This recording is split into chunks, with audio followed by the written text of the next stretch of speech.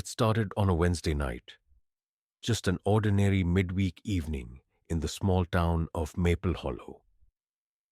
I was heading back from my night shift at the diner, a little past 11. The streets were nearly empty, and the only sound was the soft crunch of gravel under my boots. I've walked that same road 100 times before. But that night, something felt off. There's this narrow alley between Murphy's hardware store and an old abandoned bookshop. People don't usually go through it, especially at night, but for some reason I took it. Maybe I wanted a shortcut. Maybe something wanted me to. As I stepped into the alley, the temperature dropped. Not like a breeze or cold wind, just still and cold, like walking into a freezer. I remember the silence hitting me next, the hum of streetlights, the chirping of crickets gone. My footsteps sounded loud, too loud. I stopped walking. That's when I heard it, a whisper, not words, just a breath, like someone exhaling behind me. I turned, but no one was there. I kept walking, a little faster now. Halfway down the alley, I saw someone ahead, standing in the shadows.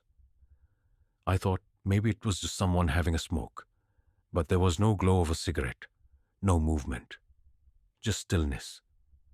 I blinked, and they were gone, not walked away, not ran, just gone. I told myself I was tired, imagining things, but the next day, things got weirder. Mala, my neighbor, didn't come home. Her car was in the driveway, door unlocked, phone on the kitchen table. She had just baked cookies that morning. The police came, did their checks, asked questions, left. No signs of struggle, no witnesses. People assumed she'd left on her own. But I knew Mala. She wouldn't just leave her cat, her plants, her unfinished book on the couch. That night, I couldn't sleep. Around 2 a.m., I looked out my bedroom window. Her lights were flickering. Not the soft kind of flicker you get with a bad bulb, more like strobe flashes. Almost rhythmic. Then they stopped. All at once. And in that moment, I saw someone, or something, standing at her window, tall, unmoving, staring out. Except, Mala lived alone. I never told anyone what I saw. They'd think I was going crazy. But over the next few days, more people went missing, quietly, without a sound. Evan, the librarian, Mrs. Cartwright, who lived across the street, gone. Their homes untouched, phones ringing unanswered. Their scent still in the air, like they'd just stepped out for groceries. The police called it a string of disappearances. The town called it a coincidence. But I know better. Last night, I found something under my door. A note, no signature, no explanation. Just 5 words, written in perfect block letters. You're walking the wrong way. I don't know what that means, but I haven't slept since. They say once is chance, twice is coincidence, and 3 times is a pattern. By the time the 3rd person disappeared, the word coincidence had lost all meaning for me. I started keeping notes like some obsessed conspiracy theorist. I tracked times, locations, weather patterns, anything that might link these vanishings. It all felt random. No shared history, no specific location. Just silence. Each disappearance happened without struggle, without noise, like the world had simply blinked and someone was erased. The strangest part was the timing. Every vanishing happened between 2 a.m. and 2:15 a.m. I double-checked police reports, call logs, neighborhood security footage, what little of it existed. Always the same narrow window. I started staying up, setting alarms, watching the clock hit 2 a.m., and bracing myself for something to happen. And eventually, it did. One night, I was sitting in my kitchen, lights off, just watching the window. The house was quiet. Too quiet. Even my fridge had stopped humming, which it had never done before. At exactly 2:06 a.m., the hallway light turned on by itself. I live alone. I didn't move. I didn't breathe. My phone was on the table in front of me, and I tried to reach for it slowly, quietly, like any noise might trigger something I couldn't understand. Just before my fingers touched the screen, the hallway light went off again. I waited. I waited for something to step out, to make a sound, to break the unbearable stillness that had taken over the room. Nothing came, but when I finally gathered the nerve to get up and check, there was a trail of muddy footprints. Small, barefoot, leading from the hallway to the guest room. A room I hadn't opened in weeks. When I turned the knob, I half expected the door to swing open on its own. It didn't. I pushed it slowly. Nothing was there. No footprints inside, no broken window, no sign of anyone entering or leaving. Just cold air, like the kind I felt in the alley that night. The same unnatural cold. That's when I remembered something. Evan, the librarian, had talked about a cold pocket in the archives. I thought he was joking. Said it only happened at night when he was working alone. He even said he heard whispers. I'd laughed with him about it. Thought he was just trying to spook me. He disappeared 3 nights later. I went to the library during the day, pretending to look for books. Found the archive room. Normal temperature. Nothing strange. But when I looked at the security monitor in the corner, something was off. The feed was live. Everything looked normal. But there was a slight flicker on the bottom shelf of the monitor. A shape. Like someone crouched there. Barely visible. Just the outline of a shoulder and head. I looked at the shelf in real life. Nothing. When I turned back to the monitor, the shape was gone. It was the first time I considered that maybe it wasn't people being taken away. Maybe something was already here. Something watching, waiting for just the right moment when the world blinked. Later that week, Mrs. Danning's son went missing. He was only 13.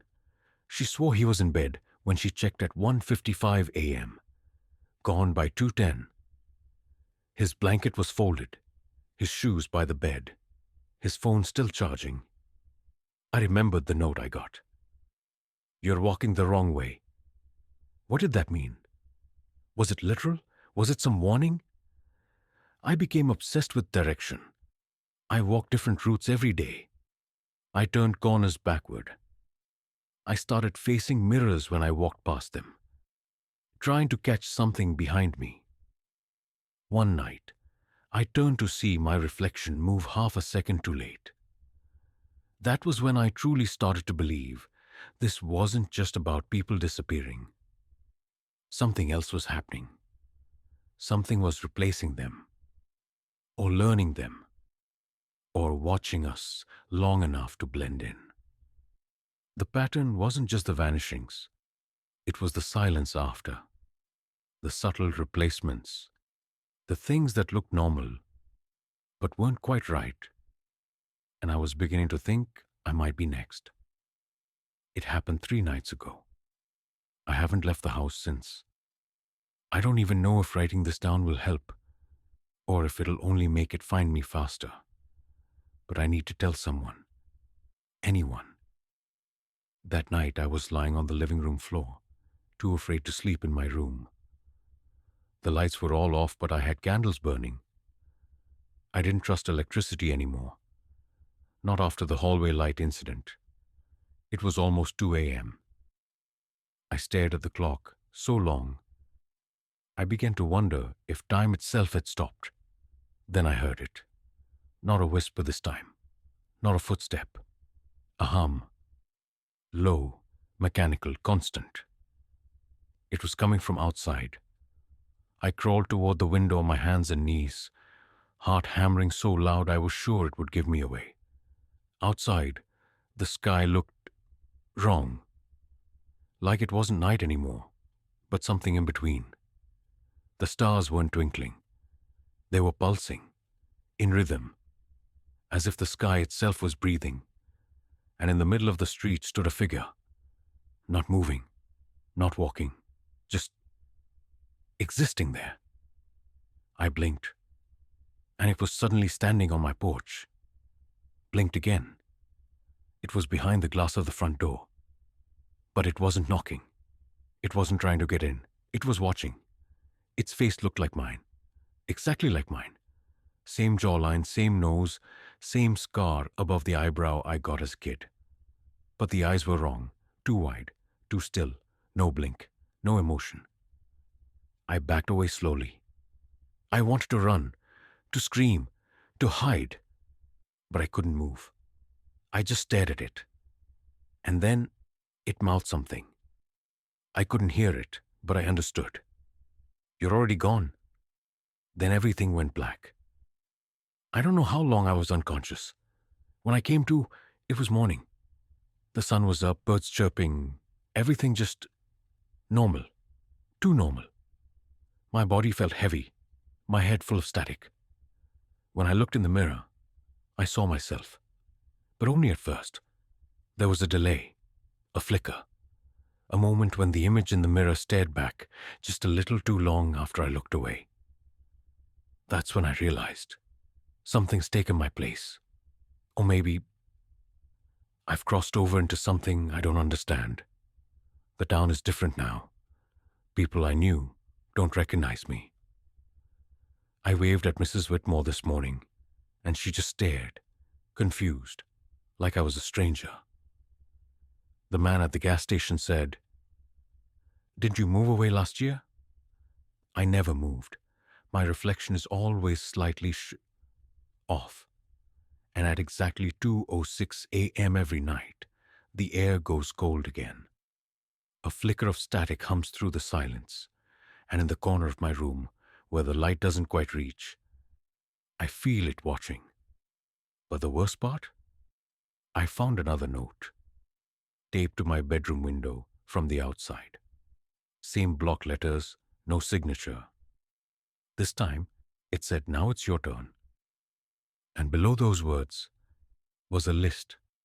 My name was at the top, followed by 5 more. Names I recognized. Names of people I've seen recently. Names of people I might have spoken to.